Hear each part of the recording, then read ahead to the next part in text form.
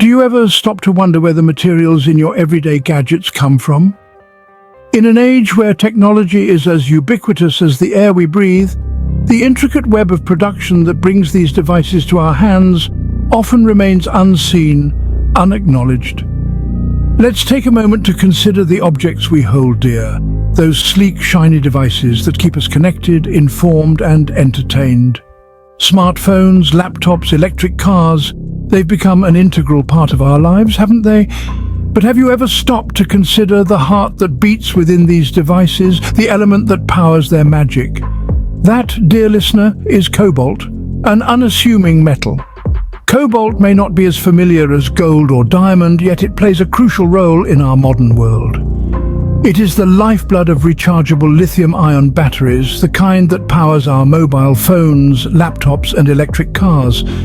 Its unique chemical properties make it irreplaceable in the quest for energy efficiency and environmental sustainability. Yet behind the glossy screens and sleek metal bodies of our beloved devices lurks a reality that is far from shiny. The production of cobalt, like many precious resources, carries a heavy and often unseen burden. It's a story that takes us thousands of miles away from our comfortable lives to a place where the quest for progress meets harsh reality. We're transported to the heart of Africa, to the Democratic Republic of Congo, a nation rich in natural resources yet plagued by poverty and conflict. Here, cobalt isn't just an element on the periodic table, but a means of survival, a reason for war, a symbol of exploitation. In the mines of Congo, the unseen reality of our digital age unfolds. It's a world far removed from the gleaming storefronts where the latest gadgets are displayed. It's a world where the hands that extract this valuable metal are often those of miners caught in a cycle of exploitation. You might be surprised to learn that the heart of your device, cobalt, has a dark origin. A sobering thought, isn't it? As we marvel at the latest technological advancements, let's not forget the unseen question. Let's not forget the price of our progress. Cobalt, a shiny, brittle element, is more than just a component in your devices. It's a crucial cog in the machine that drives our modern world. But what exactly is cobalt? It's a chemical element nestled between iron and nickel on the periodic table, with a blue-grey metallic luster that lends it its name, derived from the German word cobalt or goblin. Cobalt is a fascinating substance. It's not only ferromagnetic, capable of becoming magnetized, but it also retains its magnetic properties at extremely high temperatures. This makes cobalt an invaluable resource in a variety of industries, from aerospace to electronics. But the place where cobalt truly shines, where its importance is felt most keenly, is in the realm of renewable energy. Cobalt is the unsung hero in our quest for sustainable living. It's the heart of lithium-ion batteries, the very same ones that power our smartphones, laptops, and electric vehicles. It's the element that makes it possible for us to store and use energy in more efficient and environmentally friendly ways. In the West, cobalt is a key player in the Green Revolution.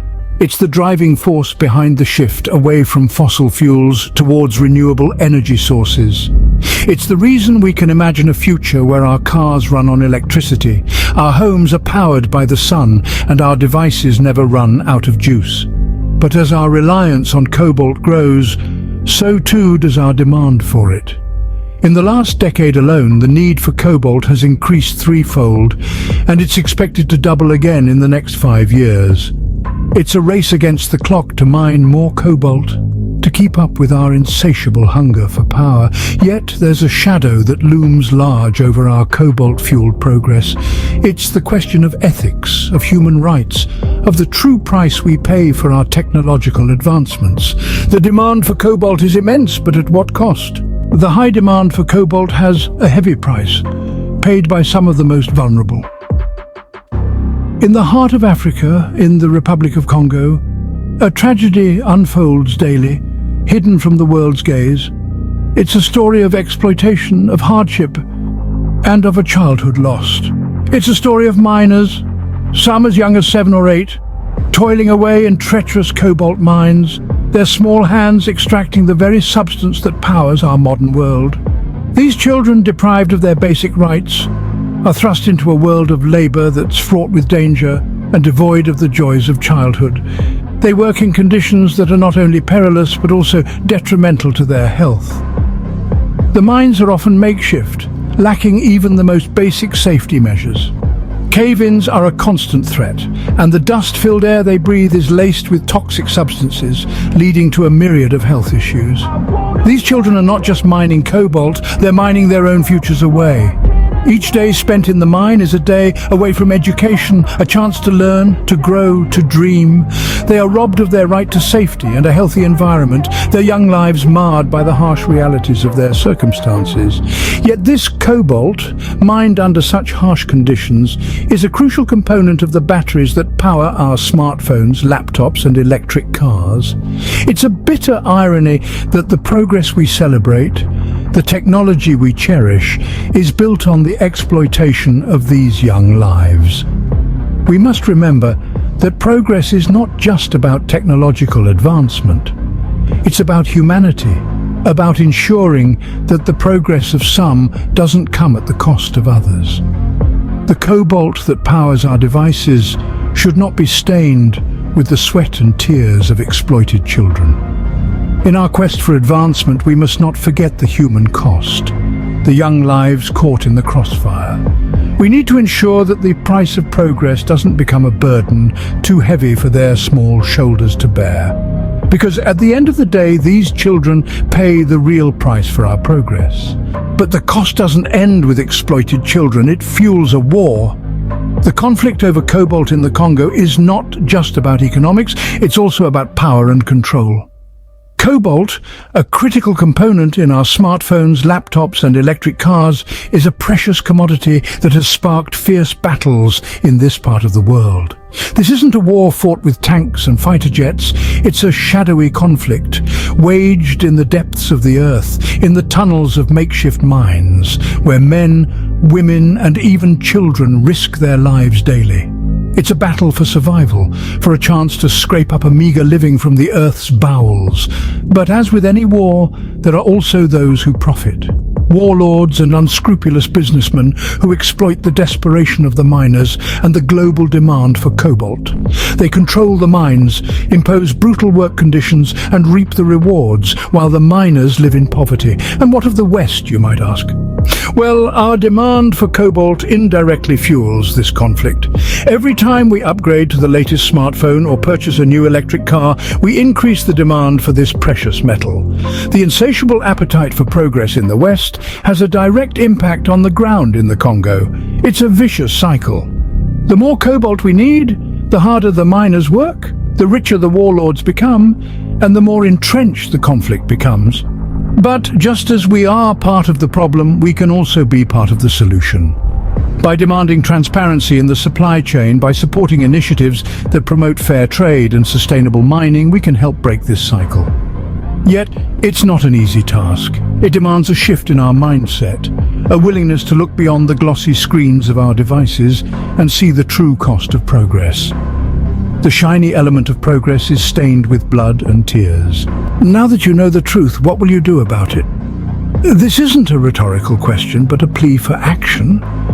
We've seen the dark side, the hidden costs, the wars fought over cobalt, a precious mineral that powers our technology and progress. We've witnessed the exploitation of the innocent, the children of the Congo Republic in Africa, who shoulder the burden of our advancements. But knowledge, my friends, is only the first step. The next steps require action, your action. So how can you contribute to this cause? How can you help turn the tide in favor of these children who've been robbed of their childhoods and forced into a life they didn't choose? There are numerous ways you can do this. Firstly, raise awareness. Spread the word. Talk about it with your friends, family, colleagues, and even strangers. Use your social media platforms to share this information. The more people know about this issue, the more pressure there will be on companies and governments to enforce responsible sourcing of cobalt. Secondly, offer your support to organizations that are on the front lines, battling to protect the rights of these children. Many non-governmental organizations are tirelessly working to end child labor in mining, provide education and create opportunities for these children to have a normal childhood. Your donations, volunteer work, or even just sharing their mission can make a significant impact. Lastly, Advocate for responsible sourcing. Encourage companies to ensure that their supply chains are free from child labor and exploitation. Write to your local representatives and demand accountability. Remember, every product you purchase is a vote for the kind of world you want to live in. The plight of these children may seem far removed from your daily life, but the truth is, we are all interconnected. The cobalt that powers your smartphones, laptops, and electric cars comes at a heavy price for these children. Your actions, no matter how small, can make a difference. Stand up for these children, for their future, and for a better world.